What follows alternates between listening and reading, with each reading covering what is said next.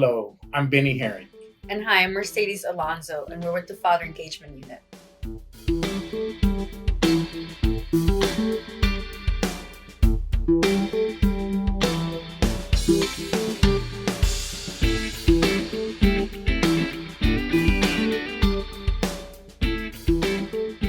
So Mercedes, my daughter, she's 8 years old.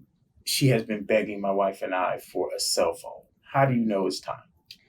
Yeah, Benny, that's $1 million question. And really, there's not like a one size fits all.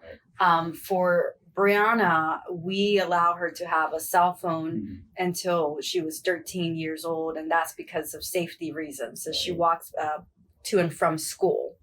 Well, how did you get to the point to where you actually made the decision? Like, okay, she's 13. We're going to actually get her a cell phone.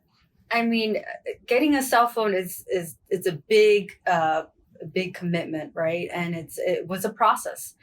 We had Brianna come up with a list of why she wanted a cell phone and what she planned to do with the cell phone. Right.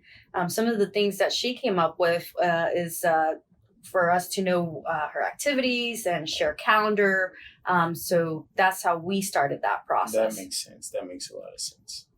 At the same time, Brianna's father and I also came up with our own list on why we wanted her to have a cell phone. And it was mostly because of safety concerns, but also what she can do with the cell phone, when she can have the cell phone, and how she can use the cell phone. That makes sense. I mean, so did you set any rules or boundaries with the cell phone? Yeah, so, there are cell phone agreements templates that you can use, and you can do a search online, and some of them are age appropriate. Right. So maybe you could choose a cell phone agreement that is best for your family. Did you come up with any specifics around how your daughter was going to deal with her cell phone between you and her? I mean, one of the biggest thing for us, as you know, there's a whole thing with bullying. Right.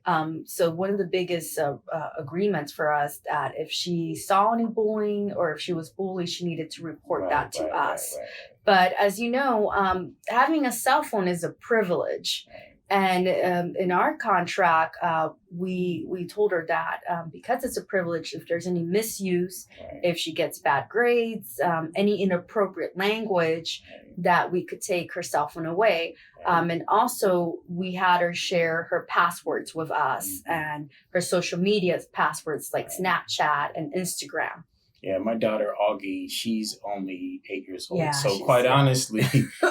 I don't think she needs a cell phone. You know, it will definitely be a nice have for her. And I think it's more of her feeling the pressure from her friends. But I don't think she needs, and I didn't even think about the access to the social media and the access to the limitless access to information.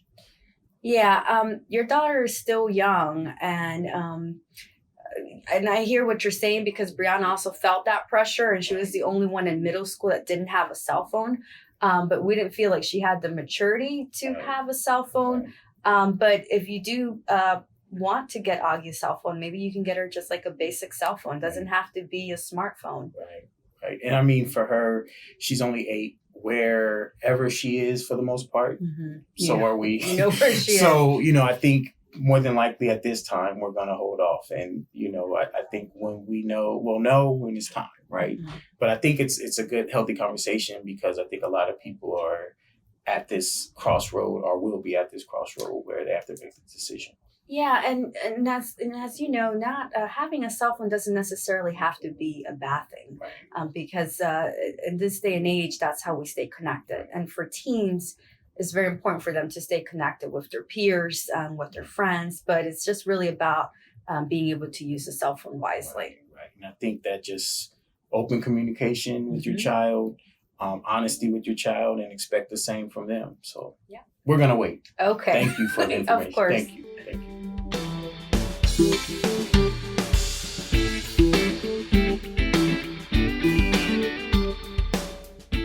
And we are the Father Engagement Unit. And for more information, go to fairfaxcounty.gov and search Father Engagement.